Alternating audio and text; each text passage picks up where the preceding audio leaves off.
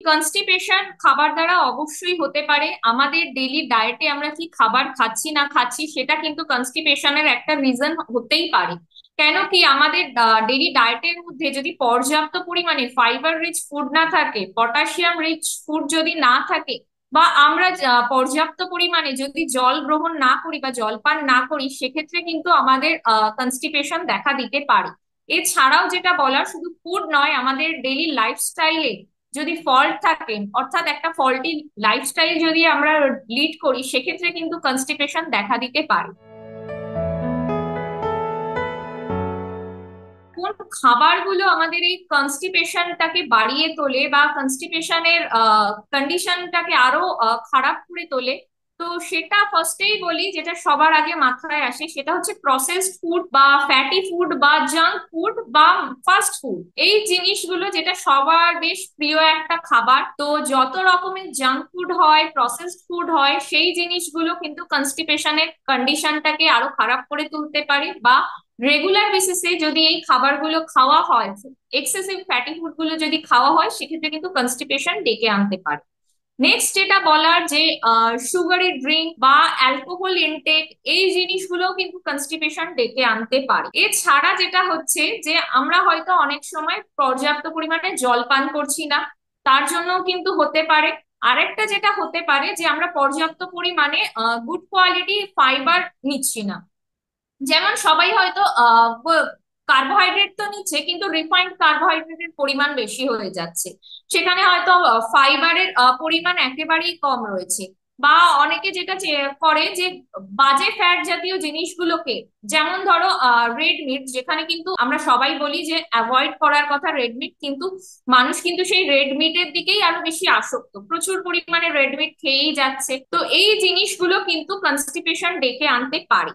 আর একটা যেটা বলার, যে ডায়েটে যদি একেবারেই ভেজিটেবলস না থাকে, অনেকেই আছে যারা ভেজিটেবলস খেতে একদমই পছন্দ করে না, তাদের সারাদিনের খাবারে শুধু মাছ থাকছে বা ডিম থাকছে বা মাংস থাকছে আর ভাত থাকছে বা রুটি থাকছে। তো সেক্ষেত্রে দেখা যাচ্ছে যে সেখানে এক ফোঁটাও ভেজিটেবলস নেই বা ফ্রুটসও নেই তাদের ডায়েটে। তো সেই সব জিনিসগুলো কিন্তু কনস্টিপেশনের আহ দিকটাতে আরো মানে বাড়িয়ে তোলে, কনস্টিপেশনটা আরো আমাদের ডেকে নিয়ে আসে।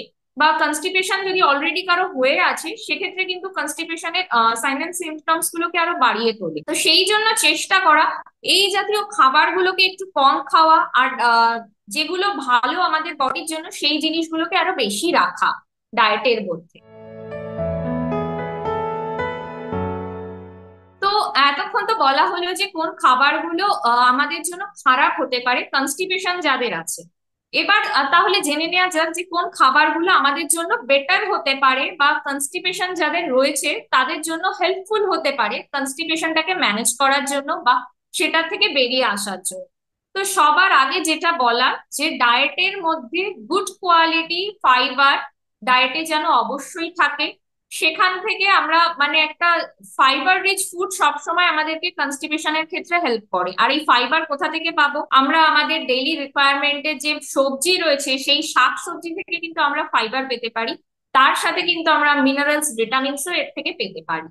আর ডেইলি বেসিসে যদি একটু ওয়াটার কন্টেন্ট বেশি অ্যান্ড ফাইবার বেশি রয়েছে সেই জাতীয় সবজি, যেমন লাউ, কুমড়ো, পেঁপে, এই জিনিসগুলোকে রাখা যায়, তাহলে কিন্তু খুব ভালো রেজাল্ট দেখা যায়। এছাড়া যেটা বলার, যে পটাশিয়াম একটা বড় রোল প্লে করে কনস্টিপেশনের ক্ষেত্রে। কেন কি, পটাশিয়াম যদি বডিতে কম হয়ে যায়, সেটা কিন্তু মাসেল কন্ট্রাকশনে বাধা দেয় বা মাসেল কন্ট্রাকশনটা ঠিক করে হয় না। সেক্ষেত্রে আমাদের যে ডাইজেস্টিভ ট্র্যাক্ট রয়েছে, সেই ট্র্যাক্টের মাসেল কন্ট্রাকশনটাও প্রপারলি হবে না। তার মানে কি হবে, স্টুলও ঠিকভাবে পাস হবে না। তো সেই জন্য বডিতে যদি পটাশিয়াম কম হয়ে যায়, সেক্ষেত্রে পটাশিয়ামটা আমাদেরকে বাড়াতে হবে। তার জন্য আমাদেরকে, আমরা যদি একটু আমাদের ডায়েটের মধ্যে সাইট্রাস ফ্রুট অ্যাড করতে পারি, যেমন টক জাতীয় ফল, যেগুলো আমরা লেবু অ্যাড করতে পারি, কিউই অ্যাড করতে পারি, এই জাতীয় ফলগুলোকে অ্যাড করতে পারি, বা আমরা আমলকি অ্যাড করতে পারি ডেইলি ডায়েটের মধ্যে, তাহলে কি হবে, যেমন আমরা ভিটামিন সি পাবো, আমরা অ্যান্টিঅক্সিডেন্টও পাবো, পটাশিয়ামও পাবো। এছাড়া যেটা হয় যে পাকা কলা একটা বেটার মানে অপশন হতে পারে। তো পাকা কলাটাও আমরা রাখতে পারি, সেটাও প্রচন্ড নিউট্রিশিয়াস, এর মধ্যে ফাইবারও রয়েছে। নেক্সট আসি হচ্ছে যে আমরা আর কি কি অ্যাড করতে পারি, সেটা হচ্ছে ফাইবার আমাদের দরকার। তো আমরা শাকসবজি থেকেও ফাইবার পাচ্ছি, আমরা সিরিয়ালস থেকেও ফাইবার পাচ্ছি। এছাড়া আমরা কি করতে পারি, আমাদের যে ডেইলি রিকোয়ারমেন্ট যে যে ফ্যাট গুলো রয়েছে বা ওমেগা 3 ফ্যাটি অ্যাসিড রয়েছে, সেইগুলোর কোয়ান্টিটিটা মেনটেন করা, যাতে আমরা বেটার ওমেগা 3 ফ্যাটি অ্যাসিড পাই সেইটার দিকে একটু লক্ষ্য রাখা, বেশি ফ্যাটি ফুড না খেয়ে ফেলা। আর একটা যেটা করতে পারি, আমরা গুড কোয়ালিটি প্রোটিন, যেমন আমরা মাছটাকে ইনক্লুড করতে পারি, মাছের স্কিনের থেকেও কিন্তু আমরা গুড কোয়ালিটি ফ্যাট পাই, তো সেটাকেও আমরা রাখতে পারি। আমরা অল্প ডিম খেতে পারি। আর আমরা যদি মাংস রাখার চেষ্টা করি, তো অল্প পরিমাণে আমরা চিকেনটাকে অ্যাড করতে পারি। এছাড়াও যেটা বলার সেটা হচ্ছে আমাদের ডাইজেস্টিভ সিস্টেম, সেটাতে আমাদের কিন্তু গুড কোয়ালিটি ব্যাকটেরিয়া আছে। তো সেই গুড কোয়ালিটি ব্যাকটেরিয়া যাতে ভালোভাবে কাজ করতে পারে ডাইজেস্টিভ সিস্টেমে, তার জন্য যদি একটু টক দই ইনক্লুড করা যায়, একটা মানে গ্যাপিং, হেলদি গ্যাপিং যেটা বলে, দুটো মিলের মধ্যে হেলদি গ্যাপিংটাকে রাখার চেষ্টা করুন। 2.5 ঘন্টা থেকে 3.5 ঘন্টার মধ্যে যদি আপনি গ্যাপিংটা রাখতে পারেন, তাহলে খুব ভালো হয়। তো এই জিনিসটা করতে পারেন, কারণ হেলদি গ্যাপিংটা অত্যন্ত ইম্পর্টেন্ট। তার সাথে আপনার ডেইলি ওয়াটার ইনটেকটা ইম্পর্টেন্ট, তার সাথে তো আমাদের ডায়েটে ছোট ছোট মডিফিকেশন গুলো দরকার। তো এইগুলো করতে পারলে আর তার সাথে যদি ঘুমটা পর্যাপ্ত পরিমাণে হয়ে থাকে, তো আর তো কোনো প্রবলেম থাকবেই না। এর সবকিছুর শেষে যেটা লাস্ট কথা বলার সেটা হচ্ছে, যদি একটু বডিটাকে মুভ করানো যায়। সবাই এখন যেটা হয়ে যাচ্ছে যে সবাই মানে মুভমেন্টটা পছন্দ করছে না, বা এক্সারসাইজ একটুও করছে না, সব সময় বসে থাকা কাজ হচ্ছে বা বসে বসে করছে, বেশি বডি মুভমেন্ট হচ্ছে না। সেক্ষেত্রে কি বলা, বডি মুভমেন্টটা একটু করুন। বেসিক কিছু এক্সারসাইজ যদি ডেইলি লাইফে ইনক্লুড করতে পারে, আপনার বডি বেটার ওয়েতে কাজ করবে, এনজাইমস গুলো প্রপারলি সিক্রেট হবে, বডির হরমোন গুলো প্রপারলি কাজ করতে পারবে। তো আমরা যদি এই লাইফস্টাইলে ধীরে ধীরে একটু একটু করে কারেকশন করতে থাকি, ডেইলি যে ইটিং হ্যাবিটটা চলছে সেটাতে যদি কারেকশন করতে থাকি, তাহলে মানে কোনো প্রবলেম হবে না, আরো আমরা বেটার থাকতে পারবো। কনস্টিপেশনের জন্য স্পেশাল যে ড্রিঙ্ক গুলো প্রচন্ড হেল্পফুল হয়ে থাকে, তো সেটা বলে দিই 2-3টে ড্রিঙ্ক। সেটা সবার আগেই বলবো, আমাদের ডেইলি যে আমরা জলটা খাচ্ছি, সেই জলটাই আমাদের সব থেকে বড় একটা ড্রিঙ্ক। তো আমরা যদি পর্যাপ্ত পরিমাণে জলটা রাখতে পারি ডেইলি বেসিসে, সেটা খুব ভালো হেল্প করে।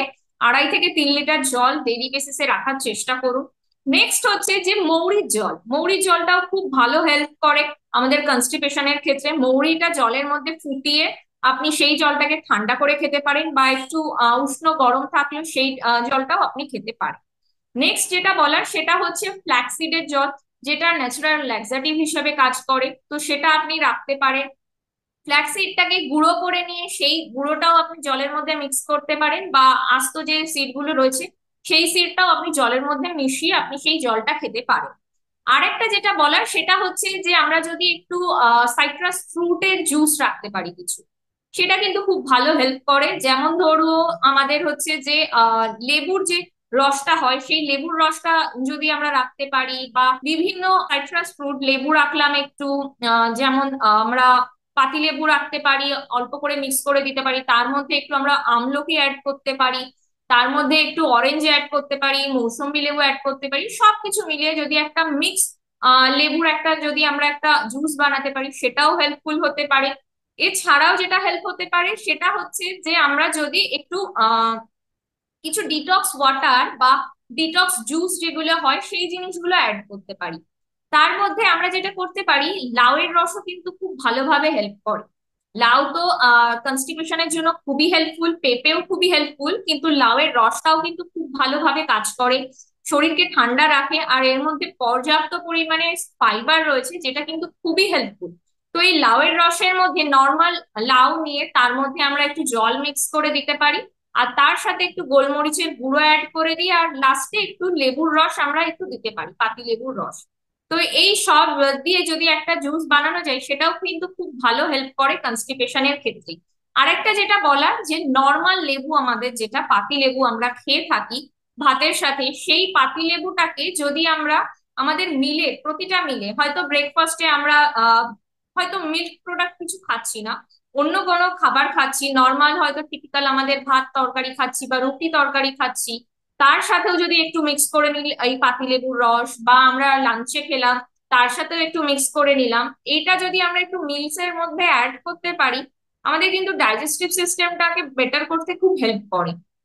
তো সবাই চেষ্টা করুন, পাতিলেবু তো হাতের কাছেই থাকে, সবার বাড়িতেই থাকে, তার বেটার ইউজটা জানতে হবে। আমরা যখন প্রোটিন রিচ খাবার খাচ্ছি, তার সাথে যদি আমরা একটু লেবুটাকে ইনক্লুড করি, তাহলে কিন্তু ওটা খুবই ভালো হেল্প দেয়। তো সেই জন্য চেষ্টা করুন এই জাতীয় জিনিসগুলোকে আপনার ডেইলি ডায়েটের মধ্যে রাখার, যাতে আপনার কনস্টিপেশনে আপনি বেটার রেজাল্ট দেখতে পান, তাড়াতাড়ি সুস্থ হয়ে উঠুন।